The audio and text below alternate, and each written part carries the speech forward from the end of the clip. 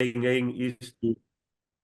okay. We are going to record the session because we received several emails demanding it. I hope that this is no a problem for all of us.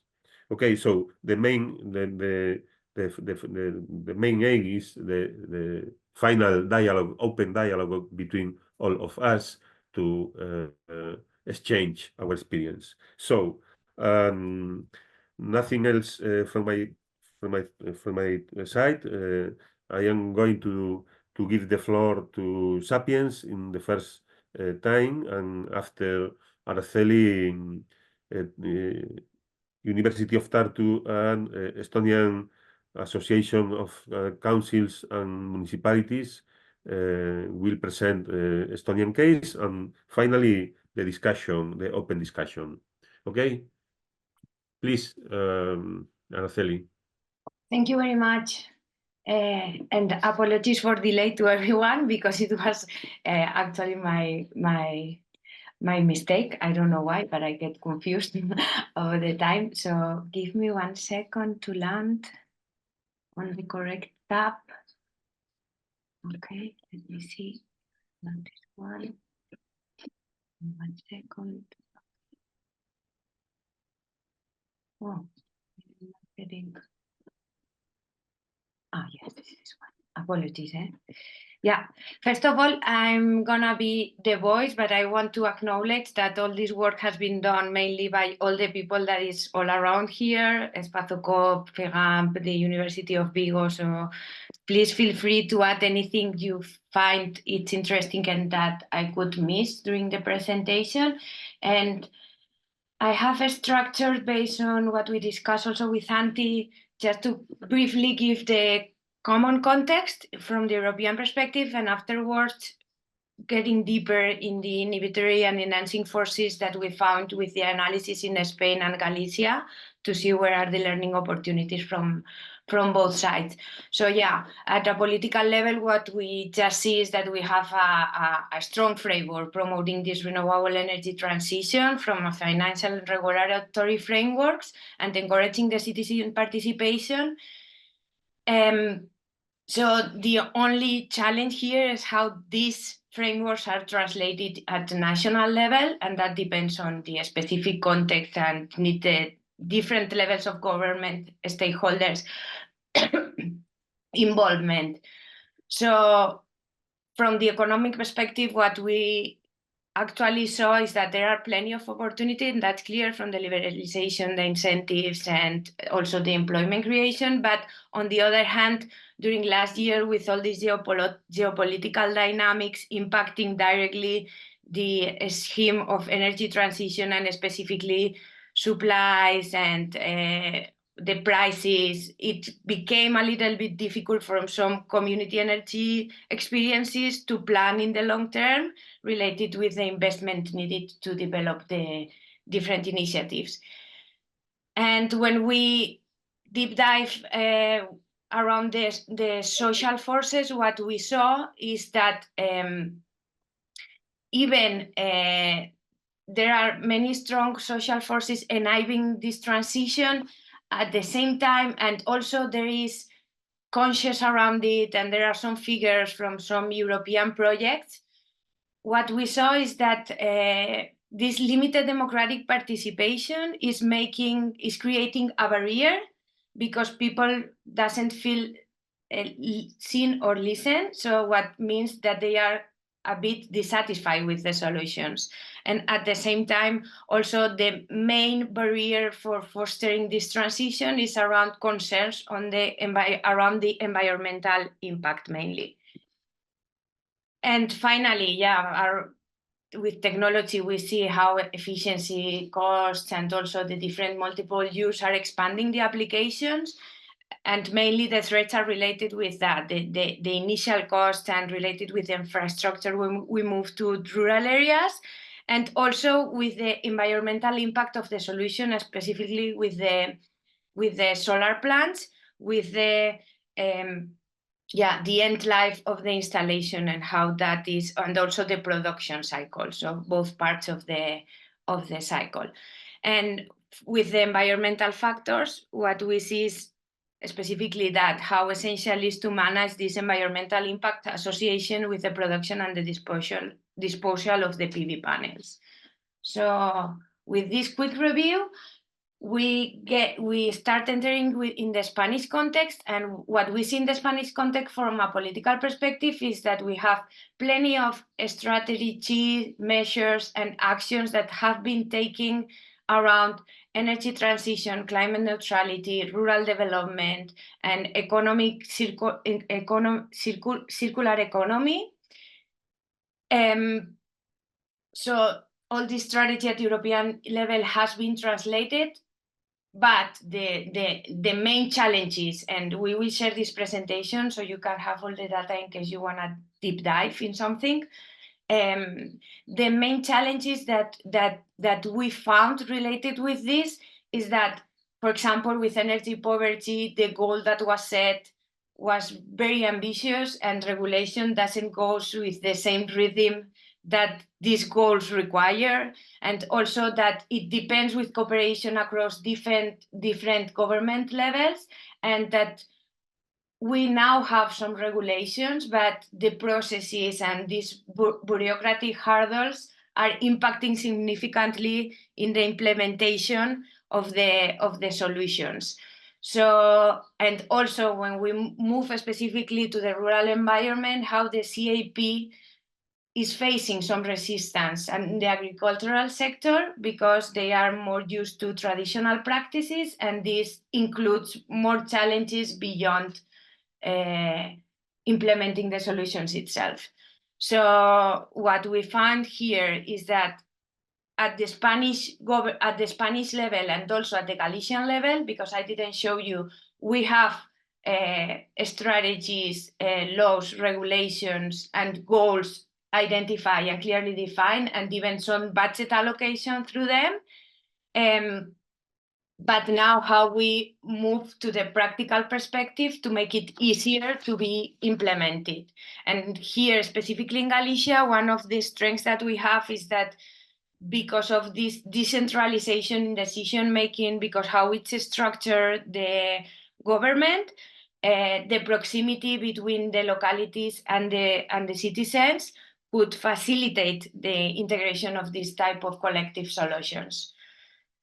And just moving to the economic factors, and I will be really fast on this one.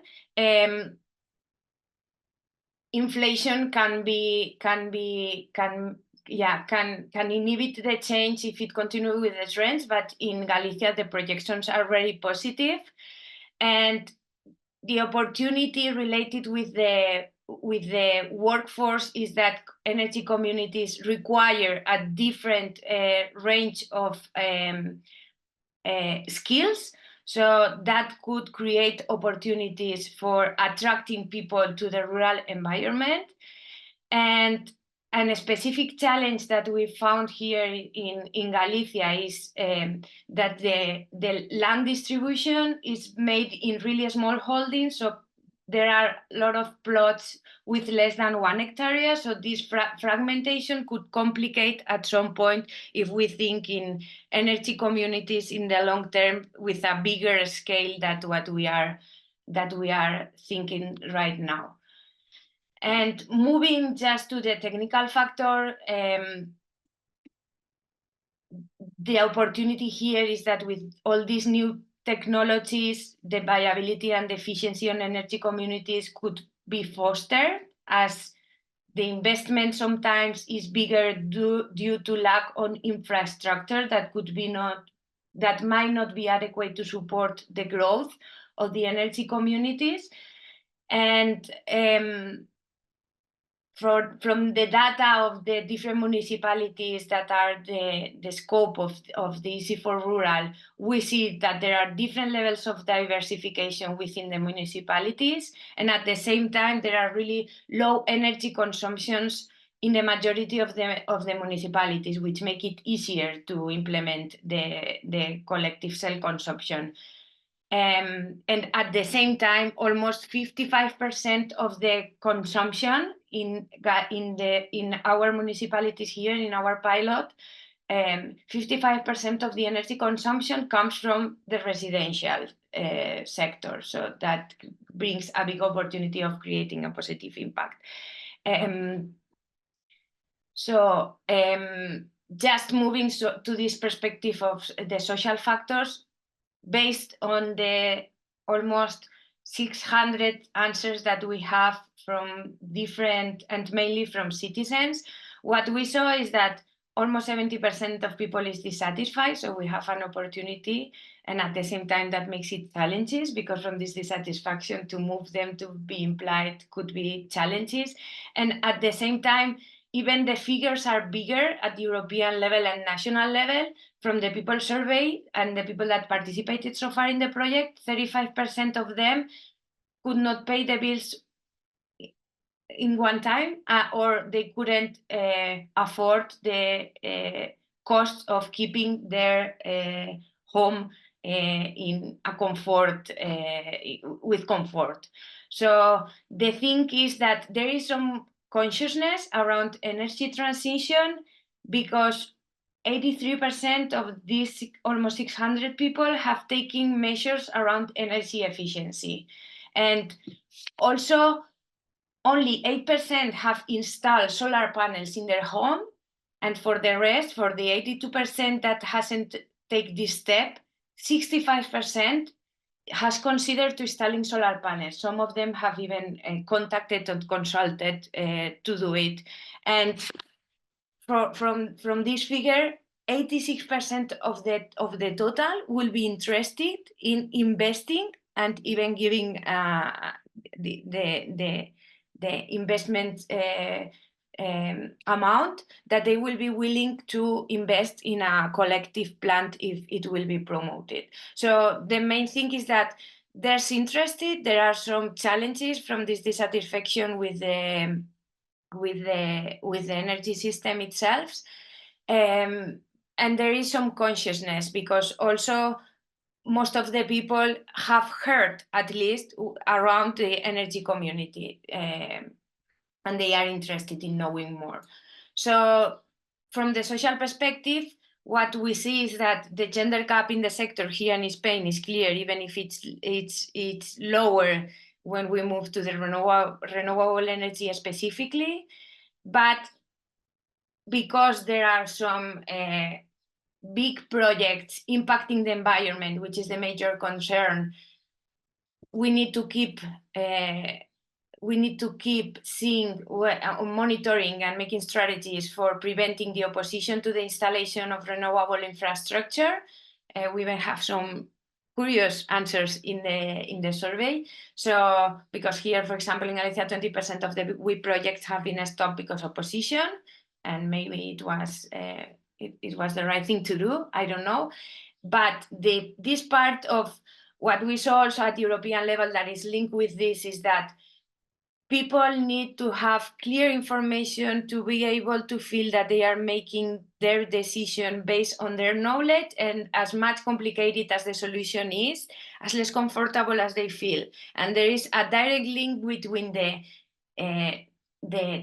training capacities that they have and the decisions that they feel they are able to make based on the solution that we are proposing. We saw this at the European level, and that's why we are translating in here. So also what we see in this context is the aging of the population, the rural depopulation trends, and also the levels of dependency are very clear.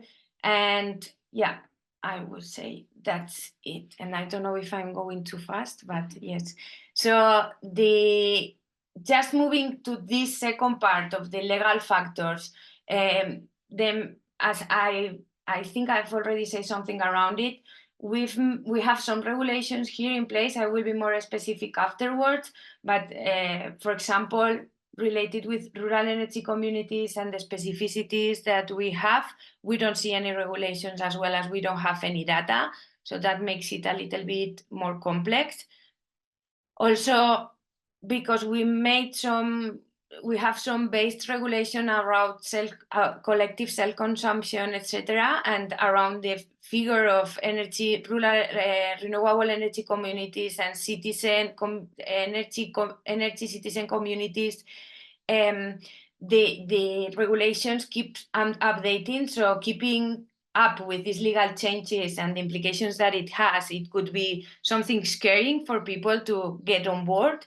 And also, for now, the local governments are the ones that are closer, so they are fostering the solutions, but there is some dependence on the resources and the support around them. So how do we break this? And here I'm gonna stop a little bit more. So related with the legal, we thought that it was key that we have this law that establishes the legal framework for electricity supply activities, including generation, transmission, distribution, and commercialization. And that, because that directly translated the definition on the directives around renewable energy communities here in Spain. So it creates a base for start articulating the different experiences that we have around Spain. But at the same time, now we need to make a step further, because it's too broad that at some point this part of the collective transition, it's being in danger, let's say. So now there is a new draft of the law that was sent out last year for consultation to define the powers and functions specifically of the renewable energy communities and also the citizen energy communities to provide full powers to these figures. Also, even there is no a translation on the regulation, what we also see is that through the Energy Diversification Institute here in Spain, which is directly related with the government, we see how there is a definition about who is this, a new figure for the self-consumption manager to continue accompanying the energy communities. And also, they, even if it hasn't been translated to a law, which will be the next step, which is the process that needs to be followed to guide the authorization of these installations, so that we prevent the energy marketers to block the implementation of the solutions, and that we make the times shorter and shorter and more agile for the people. And at the same time, we have here the competitiveness, I don't know how to translate this, the Competitiveness National Institute, which is the figure that has been defined as the controller for the enforcement for pushing for the enforcement of this for this fair competitiveness, so that the smaller, can play a role in the energy market. So now, for example, here in Spain, the law permitted that we have like flexible coefficients, how we split the energy between the different users that are connected to this to the plant. So it could be flexible, but it's not being implemented by the marketers, but they are playing the role of pushing them to create the processes to be able to use. So, and this is really important for rural areas when we have many people that it's only using as vacational their residences. So also, it's like we have two models articulated and that articulates which from a legal perspective, with all the steps and all the documents, how the relationship within municipalities and energy communities can be articulated in a detailed level. So it's been tested, it's been implemented, and it worked. So we can use these tools here to foster the model. And I would say, and I don't know if I've been too fast, but that was it from my side. Okay, Araceli, thank you very much. She had presented to us the main characteristics of the current situation of the energy transition, where people, citizens, and local municipalities are the key actors. And now it's time for the Estonian experience. Please, Antti or whoever, go ahead.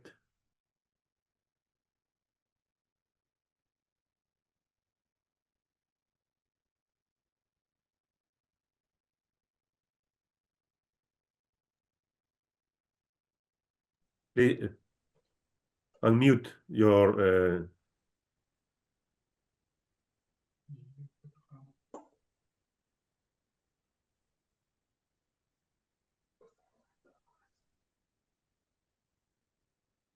When you see our slides, Yeah, we can see it. excellent. And you are seeing presenters mode or show? No, we are seeing like we don't see the presenter mode. We see also the slides on your side. But it's good. In this way, it's good, Antti.